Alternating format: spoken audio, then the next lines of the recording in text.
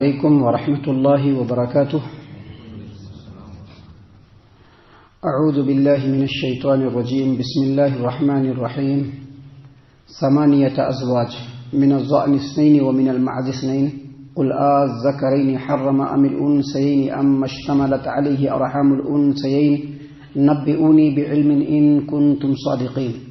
ومن الإبل 2 ومن البقر 2 قل الذكرين حرم أم الأنثيين أما اشتملت عليه أرحام الأنثيين أم كنتم شهداء إذ وصاكم الله بهذا فمن أظلم ممن افترى على الله كذبا ليضل الناس بغير علم إن الله لا يهدي القوم الظالمين. محترم سامعین کرام، سورۃ الانعام سورہ نمبر 6. سامعین کرام، اللہ تبارک و تعالی نے فرمایا 8 ازواج، اس نے 8 قسم کے جانور یا 8 افراد جانور پیدا کیے. سامعین کرام، یہاں پر 8 ازواج، یہ جو ازواج ہے یہ زوج کی جمع ہے. ازواج کہتے ہیں ایک ہی جنس کے 2 جوڑے کو، جیسے مرد اور عورت. ایک ہی جنس ہے مرد اور عورت، جیسے گائے اور بیل، جیسے اونٹ اور اونٹنی. تو ایک ہی جنس کے جو 2 جوڑے ہوتے ہیں دونوں کو زوج کہا جاتا ہے یا ازواج کہا جاتا ہے.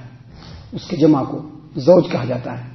اور ان دونوں میں سے ہر ایک کو بھی زوج کہہ سکتے ہیں، کیونکہ دونوں ایک دوسرے کا جوڑا ہوتا ہے. یہاں پر زوج جو ہے یا ازواج جو ہے یہ افراد کے معنی میں ہے، یعنی اللہ تبارک و تعالیٰ نے 8 جانور پیدا کیے ہیں. 4 جانور پیدا کیے ہیں اور 4 میں سے نر اور مادہ دونوں ملا کر کے کتنے ہوئے؟ 8 ہوئے. یہی بہیمۃ الانعام ہے. اسی کو بہیمۃ الانعام کہا جاتا ہے. جو ہم لوگ قربانی میں جانور ذبح کرتے ہیں، جو 8 جانور ہیں وہ یہی 8 جانور ہیں جس کا ذکر اللہ تبارک و تعالیٰ تفصیل سے یہاں پر بیان فرما رہا ہے، لیکن دوسرے مفہوم میں. اللہ تبارک و تعالیٰ یہاں پر کیا فرما رہے ہیں؟ اللہ تبارک و تعالیٰ نے فرمایا 8 ازواج، 8 جانور پیدا کیے اس نے. کس نے؟ اللہ تبارک و تعالیٰ نے. آگے کیا فرمایا؟ من الضأن 2 ومن المعز 2، 2 قسم بھیڑ میں سے. بھیڑ، شیپ جس کو کہتے ہیں، شیپ جو ہمارے یہاں بکرا کہلاتا ہے کرناٹکا میں یا ساؤتھ انڈیا میں جس کو بکرا کہتے ہیں، اصل میں وہ کیا ہوتا ہے؟ بھیڑ ہوتا ہے. اور جس کو ہم لوگ چھیلا کہتے ہیں، چھیلا چلی، وہ اصل میں بکرا ہوتا ہے. اردو زبان میں اصل میں بکرا اسی کو کہتے ہیں. تو یہاں پر اللہ تبارک و تعالیٰ نے فرمایا 2 قسم بھیڑ میں سے اور 2 قسم بکری میں سے، یعنی بھیڑ کا نر اور مادہ اور بکری کا نر اور مادہ. آگے اللہ تبارک و تعالیٰ نے فرمایا قل، اے محمد صلی اللہ علیہ وسلم آپ ان سے کہیے، یعنی ان سے پوچھیے، الذکرین حرم ام الانثیین، اللہ تبارک و تعالیٰ نے ان دونوں میں سے دونوں نروں کو حرام قرار دیا ہے یا دونوں مادہ کو، اما اشتملت علیہ ارحام الانثیین، یا اس جانور کو جس کو دونوں مادہ اپنے پیٹ میں لیے ہوئے. یعنی آپ کو یاد ہوگا اس سے پہلے جو آیات آپ کے سامنے گزری اور اس کی جو تفسیر آپ کے سامنے پیش کی گئی اور مشرکین کے حالات کا آپ مشاہدہ کریں گے تو آپ کو پتا چلے گا کہ مشرکین نے بہت سارے جانوروں کو حرام قرار دیا ہے. اور مشرکین مکہ میں نے بھی بعض جانور ان کے لیے حلال ہے، بعض جانور ان کے لیے حرام ہے. اللہ تبارک و تعالیٰ یہاں پر پوچھ رہا ہے کہ آپ ان سے پوچھئے کہ اللہ تبارک و تعالیٰ نے دونوں نروں کو حرام قرار دیا ہے یا دونوں فیمیل کو یعنی مادہ کو حرام قرار دیا ہے، یا اس جانور کو اللہ تبارک و تعالیٰ نے حرام قرار دیا ہے جو دونوں مادہ اپنے پیٹ میں لیے ہوئے ہیں. اب یہاں پر کس جانور کا ذکر ہے؟ بھیڑ میں سے نر اور مادہ اور بکرے میں سے نر اور مادہ. 2 نر ہو گئے، 2 مادہ ہوئے. اللہ نے پوچھا کہ بتاؤ کون حرام ہے؟ اللہ نے نر کو حرام قرار دیا ہے یا مادہ کو حرام قرار دیا ہے، یا دونوں مادہ نے اپنے پیٹ میں جس چیز کو رکھا ہے اس کو حرام قرار دیا ہے؟ مطلب اللہ تبارک و تعالیٰ کا یہ ہے، یہاں پر مفہوم یہ ہے، اللہ تبارک و تعالیٰ پوچھ رہا ہے کہ اللہ تبارک و تعالیٰ نے کسی کو حرام نہیں قرار دیا ہے، پھر تم نے کیسے حرام قرار دیا؟ اور آگے اللہ تبارک و تعالیٰ نے فرمایا نبئونی بعلم ان کنتم صادقین، اگر تمہارے پاس کوئی دلیل ہے تو دلیل کے ذریعے سے ہم کو بتلاؤ اگر تم سچے ہو. یعنی تمام باتوں کا خلاصہ یہ کہ اللہ تبارک و تعالیٰ نے کسی کو بھی حرام نہیں قرار دیا ہے. مشرکین نے جو یہ بحیرہ، صائبہ، وسیلہ، حام جانوروں کی یہ نام دیے اور ان ناموں کو دے کر کے ان جانوروں کو فلاں کے لیے حرام قرار دیا، فلاں کے لیے حرام قرار دیا، فلاں کے لیے حلال قرار دیا، اس کی کوئی دلیل نہیں. اللہ نے کہا کہ اگر دلیل ہے تو دلیل کے ذریعے سے ہمیں بتلاؤ اگر تم سچے ہو. آگے اللہ تبارک و تعالیٰ نے مزید کہا، اللہ نے کیا فرمایا؟ وَمِنَ الْإِبِلِ اثْنَيْنِ وَمِنَ الْبَقَرِ اثْنَيْنِ، یعنی اونٹ میں سے دو قسم، اونٹ میں سے دو قسم، کیا؟ نر اور مادہ، اور گائے میں سے دو قسم، یعنی گائے اور بیل۔ یہاں پر وَمِنَ الْإِبِلِ اثْنَيْنِ کا مطلب یہ ہے کہ دو قسم، یعنی نر اور مادہ، اور گائے میں سے بھی نر اور مادہ اور اونٹ میں سے بھی نر اور مادہ۔ اور پھر آگے اللہ تبارک و تعالیٰ نے وہی سوال کیا کہ قل، اے محمد صلی اللہ علیہ وسلم آپ پوچھئے ان سے کہیے کہ کیا اللہ تبارک و تعالیٰ نے دونوں نروں کو حرام قرار دیا ہے یا دونوں فیمیل کو یعنی مادہ کو حرام قرار دیا ہے؟ اما اشتملت علیہ ارحام الانثیین، یا دونوں ماداؤں کے پیٹ میں جو بچہ ہے اللہ تبارک و تعالیٰ نے اس کو حرام قرار دیا ہے؟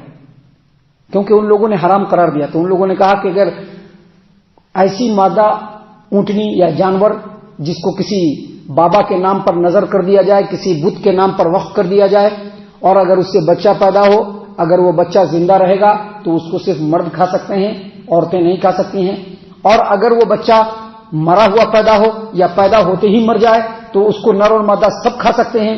اللہ تبارک و تعالیٰ نے کہا کہ اس کی کوئی دلیل ہے تو پیش کرو۔ اللہ نے کسی کو حرام نہیں قرار دیا ہے۔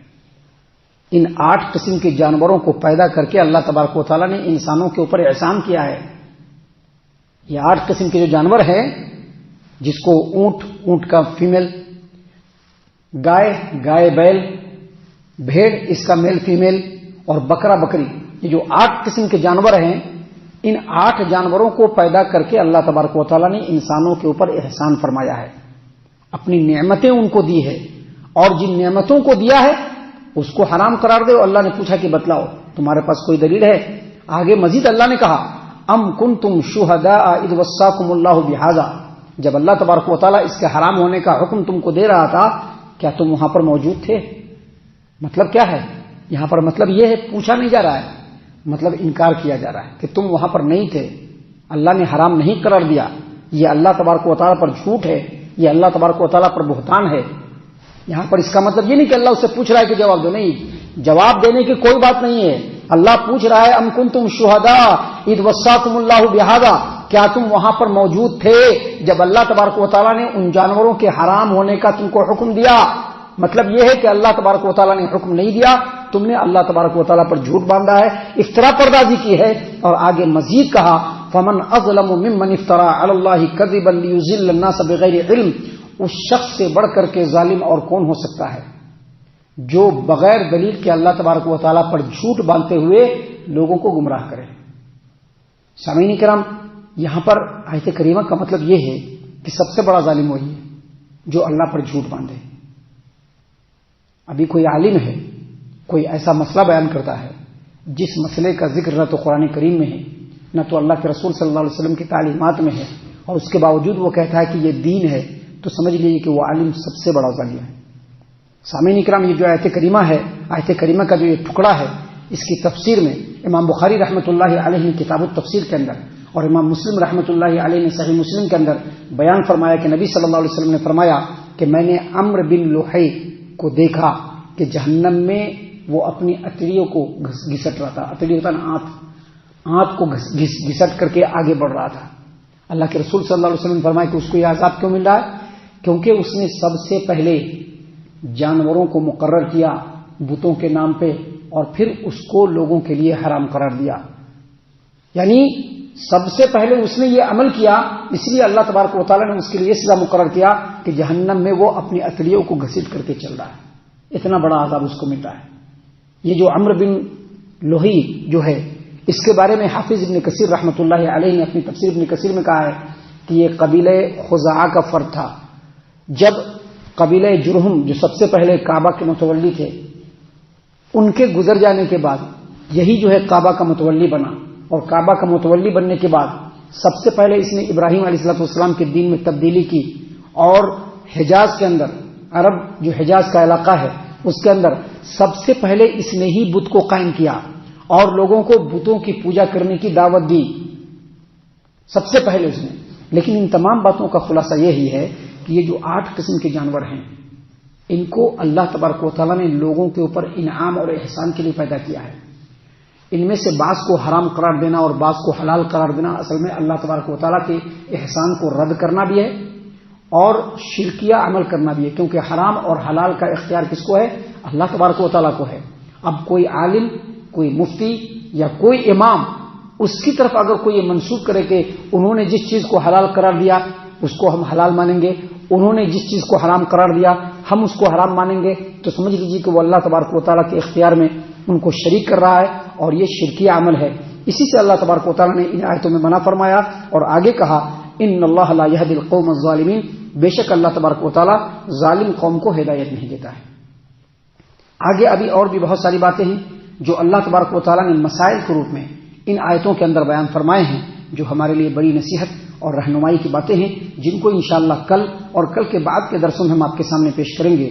اللہ تعالیٰ سے دعا ہے کہ اللہ تعالیٰ ہم تمام کو ان تمام باتوں کے اوپر خوب غور و فکر اور تدبر کرنے کے ساتھ ساتھ ان باتوں کے اوپر عمل کرنے کی بھی توفیق عنایت فرمائے، آمین۔ اللہ تعالیٰ ہم تمام کو صحیح معنوں میں پکا سچا مومن مسلمان بنائے، اللہ اور اس کے رسول صلی اللہ علیہ وسلم کی اطاعت و فرما برداری کرنے والا بنائے، صحابہ کرام رضی اللہ عنہم کے طریقے پر چلنے والا بنائے، جنت الفردوس میں جگہ عطا فرمائے۔ اے اللہ ہم تمام کو جہنم سے پناہ دے، اے رب العالمین ہم تمام کو جہنم سے پناہ دے، اے مالک الملک ہم تمام کو جہنم سے پناہ دے، آمین یا رب العالمین۔ وما علینا الا البلاغ المبین۔ تبارك الذي نزل الفرقان على عبده ليكون للعالمين نذيرا